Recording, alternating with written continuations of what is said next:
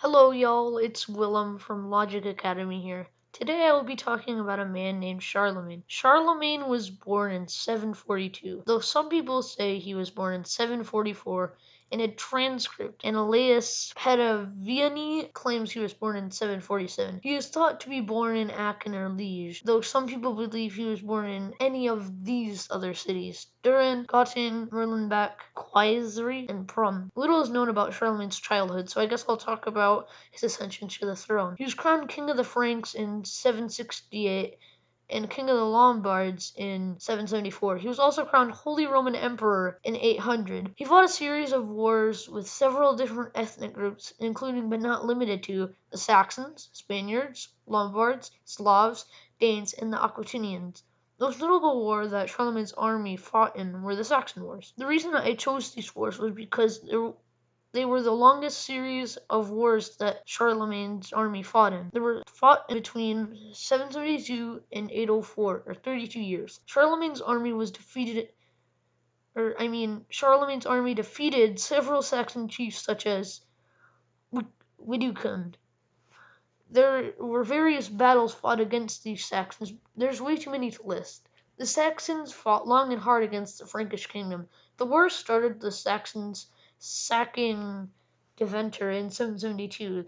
This led to the Frankish invading Saxony. The Frankish fought until 773, and then the war subsided. In 775, Charlemagne campaigned through Westphalia, and he pushed through until he got to Eastphalia, and then he fought Saxon leader Hesse. Hesse lost against Charlemagne and converted into Christianity. In 779, the Saxons rebelled and took territories that the Franks had gained the previous few years ago, though Charlemagne gave them another hard blow.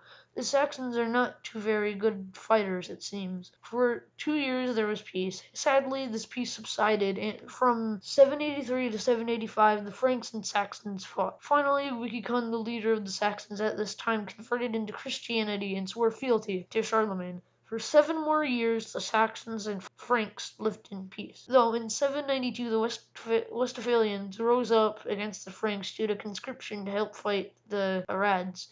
This started a chain reaction, and soon the majority of the Frankish kingdom rose up against the Franks. The Angrians rose up in 796, and the Franks fought them until 804, until they were defeated. This brought a time of peace for the Frankish kingdom. I mean the Holy Roman Empire, because that is the Frankish kingdom now. I guess we'll talk about the Holy Roman Empire now.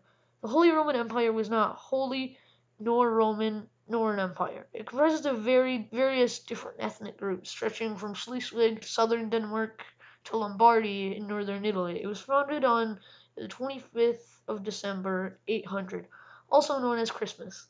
The Pope and Charlemagne were there. He was coronated on the same day his empire was established. The Holy Roman Empire came to be one of the most powerful states in Europe. It lasted all the way until 1806. That's 1006 years. The Holy Roman Empire was not the longest lasting state, though San Marino is.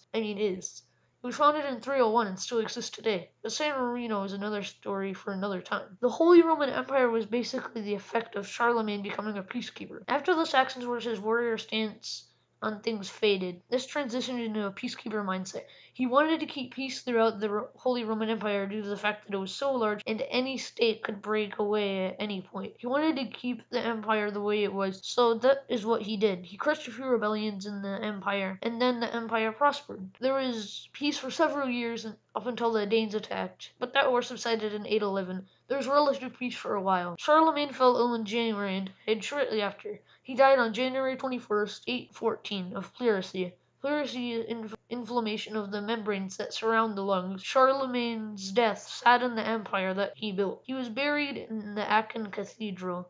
The empire that Charlemagne built fell in 1806 when Napoleon crushed it. Charlemagne was a very important political figure and should not be forgotten. What he did was remarkable.